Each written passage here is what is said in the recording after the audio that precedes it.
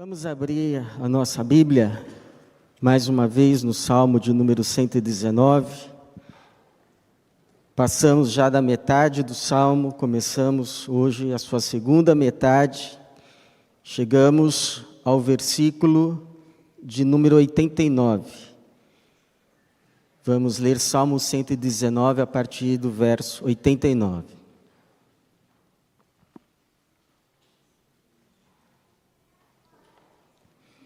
Trecho que corresponde à letra do alfabeto hebraico Lamed. Salmo 119, a partir do versículo de número 89. Diz assim: Senhor, tua palavra está firmada para sempre nos céus. Tua fidelidade estende-se de geração a geração. Tu firmaste a terra e ela permanece firme. Tudo se mantém até hoje, conforme ordenaste, pois todas as coisas obedecem a ti. Se eu não tivesse prazer na tua lei, teria morrido na minha angústia. Nunca me esquecerei dos teus preceitos, pois tu me tens vivificado por meio deles. Sou teu, salva-me, pois tenho buscado os teus preceitos. Os ímpios me espreitam para me destruir, mas eu atento para teus testemunhos. Tenho visto que toda a perfeição tem limite, mas teu mandamento é ilimitado. Obrigado, Senhor, pela tua palavra, que o Senhor nos dá mais uma vez nesta manhã. Pedimos que o Senhor, pelo teu Espírito, a traduza, faça-se achegar em cada coração, mente, que a tua palavra encontre lugar, e assim produza em nós o fruto pelo qual o Senhor a enviou, fruto de salvação, fruto de edificação, e tudo para a glória do teu santo nome. É a nossa oração, em nome de Jesus. Amém. Essa semana foi comemorado o Dia dos Índios, e das histórias que eu já ouvi sobre os índios, uma das que me chamam bastante atenção, inclusive me tocam, é quando eu ouvi que alguns índios, ou talvez muitos, morreram na época da colonização do Brasil, a colonização portuguesa, não necessariamente devido aos trabalhos forçados que lhes foram impostos, mas alguns deles morreram de tristeza. Você já ouviu isso? A possibilidade de alguém morrer de tristeza. A Bíblia fala dessa possibilidade. A Bíblia fala, por exemplo, de Jesus se sentir muito próximo da morte devido à sua tristeza. Ele uma vez disse aos seus discípulos mais chegados, num dia especialmente angustioso: a minha alma está tão triste que estou a ponto de morrer. O Paulo vai, por sua vez, dizer a respeito de um outro tipo de tristeza que não apenas faz a pessoa se sentir perto da morte, mas que mata mesmo. Ele vai dizer assim em 2 Coríntios 7:10, pois a tristeza segundo a vontade de Deus produz o arrependimento que conduz à salvação. o qual não traz remorso, mas a tristeza do mundo traz a morte. A tristeza do mundo traz a morte. Quando Deus nos entristece, é para nos vivificar, nos trazer de volta à vida. Mas a tristeza que vem devido ao desvio, muitas vezes voluntário da sua palavra, essa tristeza é de morte. O salmista vai dizer que o que salvou-o de morrer, de perecer na sua tristeza, foi o seu apego à palavra de Deus. Ele vai dizer assim no versículo de número 92, se eu não tivesse prazer na tua lei, teria morrido, teria perecido, teria encontrado o meu fim na minha angústia, ou seja, na minha grande tristeza. Ele diz que o que o salvou, o que o resgatou do pântano da morte, foi Deus ter falado com ele. Foi Deus ter lhe enviado a sua palavra, foi Deus ter vindo em seu socorro, não com uma mudez indiferente, mas com a sua voz. Deus falou com ele. E isso lhe livrou de morrer na sua tristeza. Então a pergunta, irmãos, que fica nessa manhã é: por que a palavra de Deus não nos impede necessariamente de atravessarmos na vida um vale de tristeza, mas impede que perecemos nele? Antes, nos ajuda a o atravessarmos e o superarmos. Porque essa palavra de Deus, ela tem esse poder e por isso, no dia da sua grande tristeza, você deve buscá-la. Bom, primeiro, irmãos, porque essa palavra nos firma. Essa palavra é firme e firma quem nela se firma.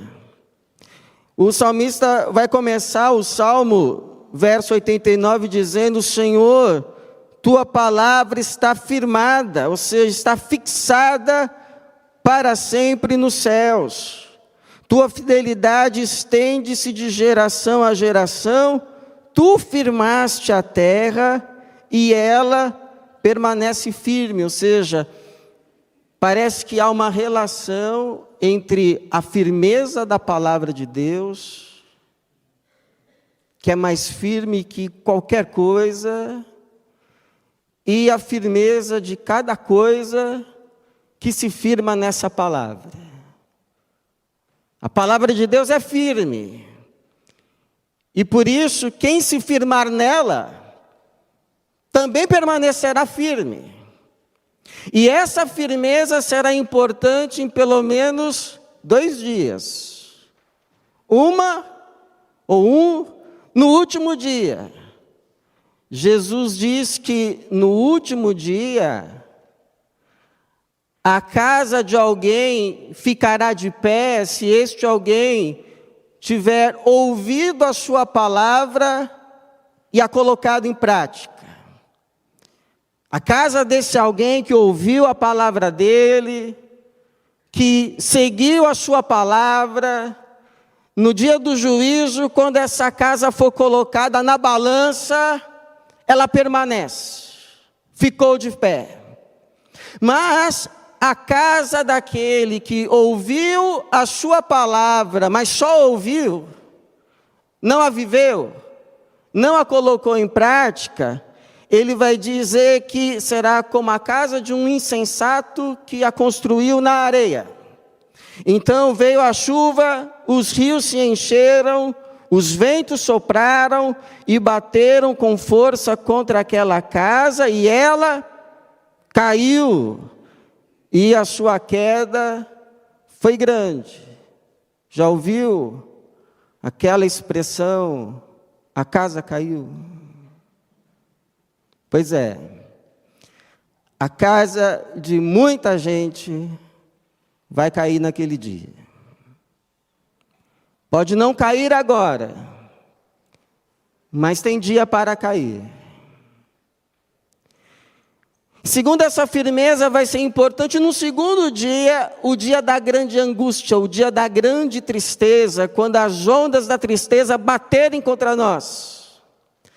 Eu já contei aqui, creio, o testemunho de um irmão que disse que estava na praia, e aí ele viu uma cena, alguns mariscos fixados numa pedra, numa rocha, e ele disse que via, as ondas vinham e batiam contra aquela rocha com força, muitas vezes a submergiam, mas depois as ondas passavam e os mariscos continuavam ali, não eram arrastados pelas ondas, porque estavam firmados em algo mais firme. Assim também somos nós. Virão as ondas das tribulações, das angústias, virão as ondas da tristeza, das fases difíceis da vida, e vão bater contra a sua casa, vão bater contra a sua vida, mas você não há de ser arrastado pelas ondas da tristeza, porque você está firmado naquilo que é mais firme que qualquer coisa, Jesus é a sua palavra. Por isso que o João vai dizer, ora, o mundo, isso que tanto te preocupa, tanto te angustia, o mundo, irmão, paz. Paz. E a sua concupiscência, os seus desejos, as suas cobiças. Mas aquele que faz a vontade de Deus permanece e permanece para sempre. Então se mantenha firme no dia da tristeza, se mantenha firme na palavra, porque o que vai passar é a tristeza e a sua casa há de continuar de pé. Segundo essa palavra, irmãos, nos ajuda a vencer a tristeza, por maior que ela seja, porque essa palavra nos dá vida. É a palavra viva de Deus que nos traz vida, mesmo no dia em que o gosto da morte parece se acentuar na boca. O salmista vai dizer que a palavra do Senhor, nos seus dias de angústia, foram para ele vida, o vivificou. O versículo número 93, ele afirma, nunca me esquecerei dos teus preceitos, pois tu me tens vivificado. O Senhor tem me dado vida. Quando eu acho assim que eu estou quase morrendo, perecendo, vem uma porção da sua palavra. E é como aqueles pãezinhos na brasa, preparados para Eli, no dia da sua depressão, que o ajudou a caminhar não apenas mais um dia, mas 40 dias.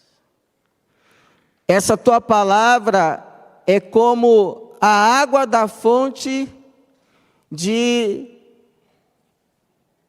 Eli, que Deus abriu quando Sansão, depois de haver vencido 1000 homens, disse que estava a ponto para morrer, e aquela água ajudou a recobrar as forças. E ele a bebeu. Fonte de Leir foi o nome dado àquela fonte. Essa palavra é como um maná que Deus enviou todo dia para ajudar o seu povo a atravessar o deserto cada dia. Então a oração, irmãos, que salva no dia da grande tristeza, você já sabe qual é. É você chegar para Deus no dia da sua grande tristeza e dizer, Senhor, fala comigo. Fala comigo. Fala comigo porque a tua palavra é que me dá vida. E essa palavra há de vir. Ela pode vir numa leitura que você faz diária da Bíblia, Deus fala com você. É impressionante como nos dias das tristezas maiores, Deus mais fala. Pode vir da boca de um irmão, por isso não se afaste da comunhão da igreja, Deus vai usar irmãos para falarem com você. Pode vir inclusive, repentinamente, surpreendentemente, numa mensagem inclusive que te enviam no WhatsApp. Seja o que for, na hora certa, o maná de Deus cai do céu, que é a sua palavra, que nos alimenta, nos fortalece e nos dá vida, porque Jesus disse, nem só de pão vive o homem, mas de toda a palavra que procede da boca de Deus. Que Deus, no tempo certo, envie a palavra que você precisa para te dar vida. Terceiro, irmão, essa palavra nos consola. Nas nossas grandes tristezas, a palavra de Deus nos consola. Porque ela reafirma que nós somos dele. O salmista diz assim no versículo 94, sou teu. Salva-me. Pois tenho buscado os teus preceitos. Que consolação poder dizer no dia de uma grande tristeza, sou teu. Porque, irmãos, é melhor você sofrer uma grande tristeza por ter se submetido à palavra, mas no dia da noite escura, você clamar, Senhor, no dia da sua grande angústia, você orar, Senhor, e imediatamente ouvir, eis-me aqui, estou aqui, continuo aqui, do que você experimentar uma grande alegria, fora da palavra, e então orar, Senhor, e não ouvir nada. Porque só pode orar com confiança e pedir, salva-me, quem pode dizer por meio do testemunho do Espírito internamente, sou teu. Porque Deus sabe fazer diferença entre aqueles que o temem. Deus tem promessas para aqueles que o temem para hoje. Uma das que mais tocam o meu coração é aquela de Isaías 65, 24, que diz, antes que clamem, responderei. Estando eles ainda falando, eu os ouvirei. Já pensou nisso? Você ainda está falando e Deus já está respondendo. Porque os ouvidos do Senhor estão atentos à oração do justo. Muitas são as aflições do justo, mas o Senhor o livra de todas. Deus tem promessas para os que o temem, para amanhã. E naquele dia que preparei, eles serão meus, diz o Senhor dos exércitos, minha propriedade exclusiva. Terei compaixão deles, como um homem que tem compaixão de seu filho que o serve. Então vereis outra vez a diferença entre o justo e o mal, entre o que serve a Deus e o que não serve. Isso é consolação. Aí você diz assim para mim, mas sabe qual é o meu problema, pastor? É que eu estou nessa grande tristeza, na verdade, porque eu pequei. Na verdade, porque eu errei. Na verdade, porque eu não observei um princípio da palavra do Senhor. Então não há esperança para mim, há esperança para você. Porque onde abundou o pecado, superabundou a graça. E o Senhor diz na sua palavra, se confessarmos os nossos pecados, Ele é fiel e justo para nos perdoar os pecados e nos purificar de toda a injustiça. Então é como a história daquela menina que errou o desenho, aí foi ao seu professor e disse, estraguei a folha. Aí o professor abre a gaveta, pega uma folha em branco, dá a ela e diz, acerta dessa vez. Então Deus está dando uma folha em branco para você. Terceira, a palavra de Deus nos salva no dia da tristeza, porque ela nos defende. Você já reparou como os ímpios sempre estão presentes na vida desse salmista? Agora eles estão o espreitando para verem se o pegam em algum erro. Versículo 95, os ímpios me espreitam para destruir, para me destruir.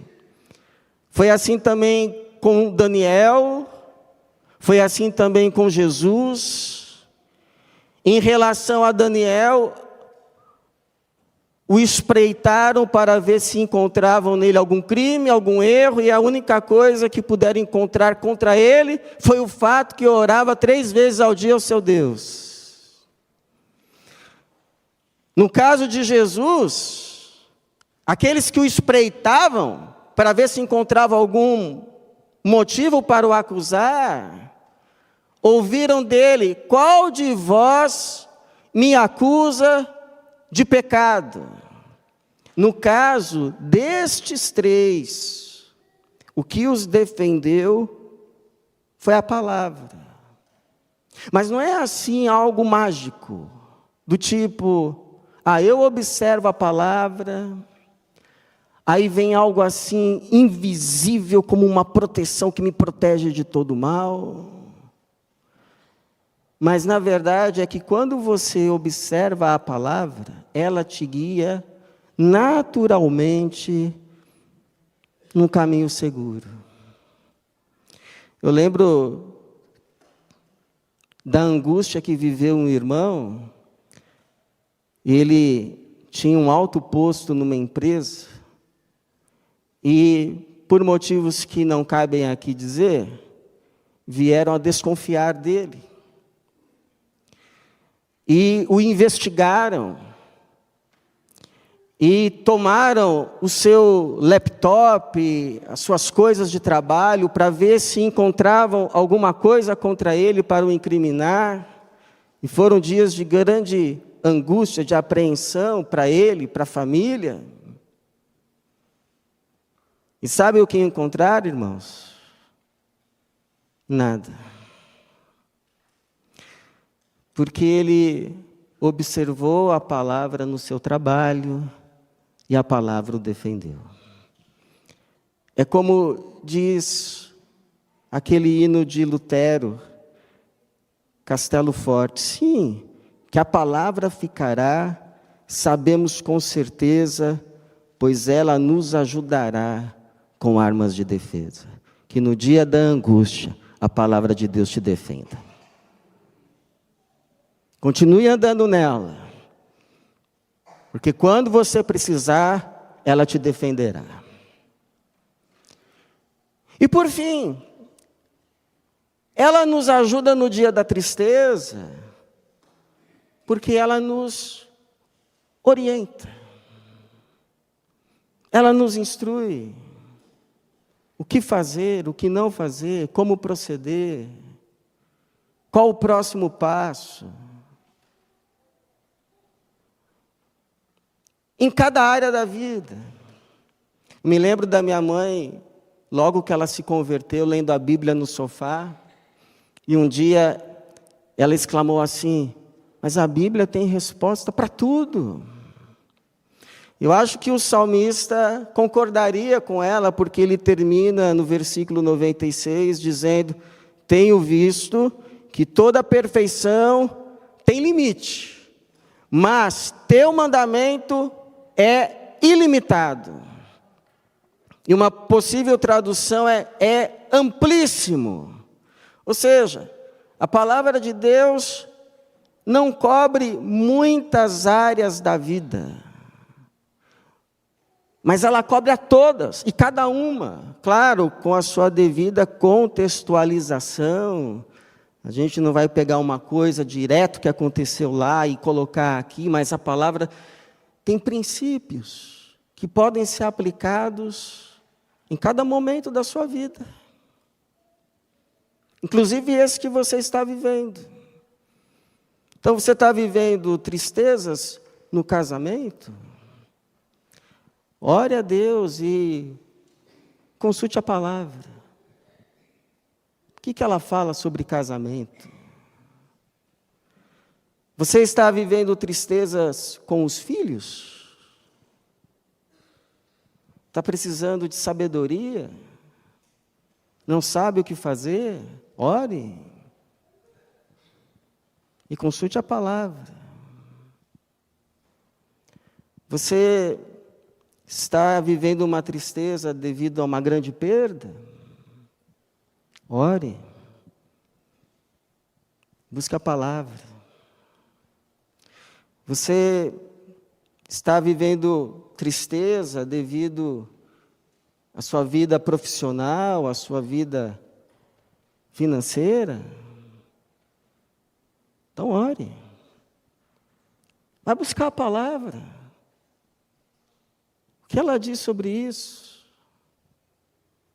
E quando, irmãos, o Espírito Santo iluminar e o princípio se aclarar, não ignore, não passe por cima, observe, siga a orientação, porque seguindo essa orientação, não diga assim: não acredito que é isso. É isso, siga a orientação. Porque você não vai estar fazendo um bem para Deus, você vai estar fazendo um bem para você. Ainda que essa orientação que veio da palavra para você, para essa situação, não te tire agora, imediatamente, do teu vale de tristeza, mas vai te guiar por um caminho que vai evitar tristezas ainda maiores.